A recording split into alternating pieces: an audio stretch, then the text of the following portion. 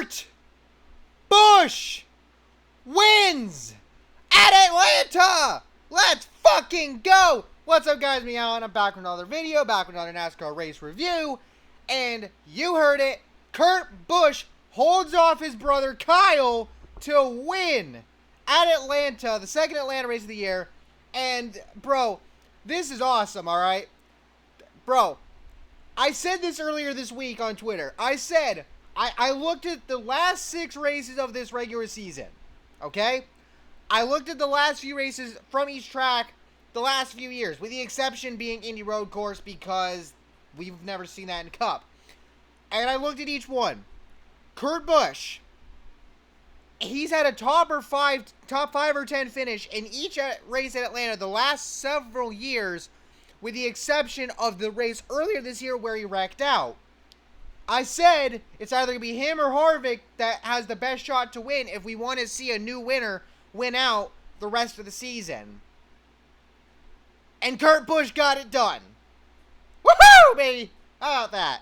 But anyway, so let's go ahead and let's take a look at the race. Obviously, going in Atlanta, there's the big controversy of the reconfiguration that's supposed to be happening after this. A lot of drivers have spoken out against it just throughout the week. Obviously, there was the craziness of the Dirt Knoxville truck race. If I didn't have to work that night and I didn't miss the beginning of it, I would have made a race reaction video.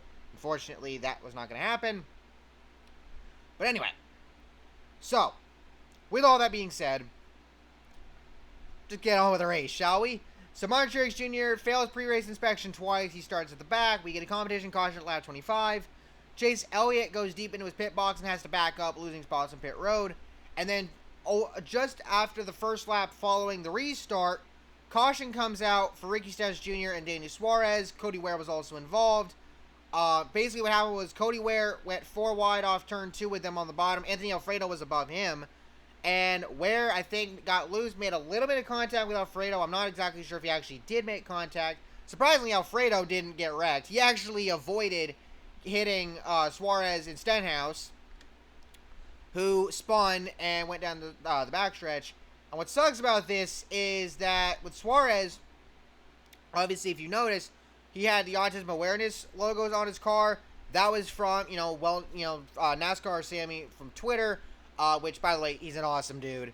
And, he also got to wave the green flag today for the race, which was really freaking awesome to see. So, shouts out to NASCAR Sammy for that. But, unfortunately, sucks that he had to be involved in that wreck, or Suarez, I should say. And, Cody Ware, what the hell were you doing? Stenhouse Jr. makes minimum speed and heads to the garage so they can work on the car. He ended up numerous laps down, over 70 laps or whatever. Ryan Newman had to pit late in Stage 1 for a tire going down, and Kyle Busch would end up taking the Stage 1 victory. Kurt Busch 2nd, Denny Hamlin 3rd, Alex Bowman 4th, Tyler Reddick 5th, Kyle Larson 6th, Joey Logano 7th, William Byron 8th, William Truex Jr. 9th, and Kevin Harvick in 10th. Truex Jr. and Harvick made contact on pit road. Harvick has to pit again. Stenhouse Jr. returns to the race 65-66 laps down. Joey Logano had an early green flag pit stop in Stage 2, apparently for a loose wheel or tire going down. Byron and DiBenedetto begin the green flag pit stops, and it was about this time we were wondering, once it gets to halfway, would they call it, because there was rain in the area. There was little drizzles here and there, but nothing extremely substantial, but there was the possibility. Luckily, Mother Nature held off, and we got to see the rest of this race play out. Kurt ends up driving by Eric Almirola and Ryan Preece were the last 2 that needed to pit under this cycle, and they would end up pitting later, and Kurt Busch would win Stage 2, Kyle in 2nd, Bowman 3rd, Larson 4th, Hamlin 5th, Reddick 6th, Blaney 7th, Brad Keselowski 8th, Austin Dillon 9th, and Martin Truex Jr. in 10th. And then Denny Hamlin got a speeding penalty. Now, they actually had to red flag the race because a piece of track came up in the restart zone, and they had to repair it. Kind of looked like a pothole you'd see on a road that hasn't been repaved in quite a while. But they had to red flag it. Engines get refired. They go 1 lap around, do the choose cone, and then go again. And part of the field actually went almost 5 wide into turns 1 and 2, and then 4 wide down the backstretch into 3 and 4 in part of the field. But anyway, Michael McDowell would pit, and green flag pit stops would begin. Kyle Busch would touch the wall a bit. Logano and others would pit a little bit later to begin the green flag stops. And then, now Kyle Busch would get off pit road ahead of Kurt. By the way, Larson got a speeding penalty. But with that said, Kurt Busch ran him down. He got some help from some lap cars that would hold Kyle up a bit. Quinn Houff held him up a little bit. Ross Chastain held him up a little bit. Thank you, Chastain, of course. Kurt ended up getting back around him, and then it was a, even with the dirty air issue, it was still a battle to the finish.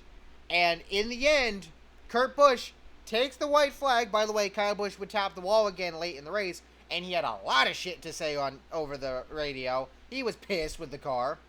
But Kurt Busch would take the white flag, outrun his brother Kyle, and win at Atlanta to lock himself into the playoffs.